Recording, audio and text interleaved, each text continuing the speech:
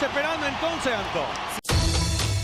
বিশ্বকাপ ফাইনালের পর প্রথমবারের মতো ইন্টার মায়ামির হয়ে মাঠে নামলেন লিওনেল মেসি। মাঠে নেমেই দেখালেন তিনি এখনো সেরা ফর্মেই আছেন। লিওনেল মেসি প্রথমবার বল পেয়ে রাইট উইং দিয়ে দুর্দান্ত এক ড্রিবলিং করে চলে যান ডি বক্সের কাছে।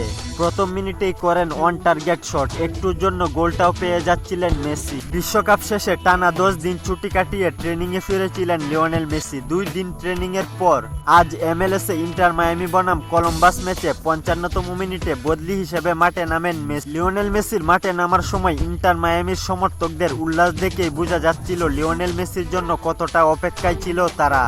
আর্জেন্টিনা ফ্যানরাও অপেক্ষায় ছিল। বিশ্বকাপ ফাইনাল হারের দিন কান্নায় ভেঙে পড়া লিওনেল মেসিকে আবারও ফুটবল মাঠে দেখার জন্য। লিওনেল মেসিও বেশি সময় নেননি, খুব তাড়াতাড়ি নিজের সেরা ছন্দ নিয়ে মাঠে ফিরে এসেছেন।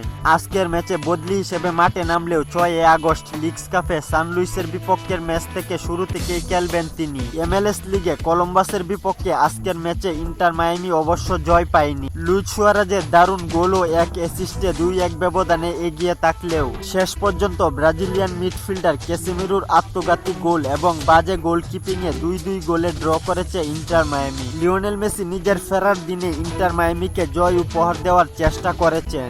মাত্র 38 মিনিট মাঠে থেকে 3টি অন টার্গেট শুট নিয়েছেন তিনি। শুধু একটা গোলের জন্য আজকের ম্যাচটা নিজের করে নিতে পারেননি লিওনেল মেসি। ভিউয়ার্স, আপনার মতে লিওনেল মেসি কি সামনের ম্যাচে গোল পাবে? কমেন্ট করে জানিয়ে দিন আপনার মতামত। খেলাধুলার গুরুত্বপূর্ণ আপডেট পেতে আমাদের চ্যানেলটি সাবস্ক্রাইব করে সঙ্গেই থাকুন।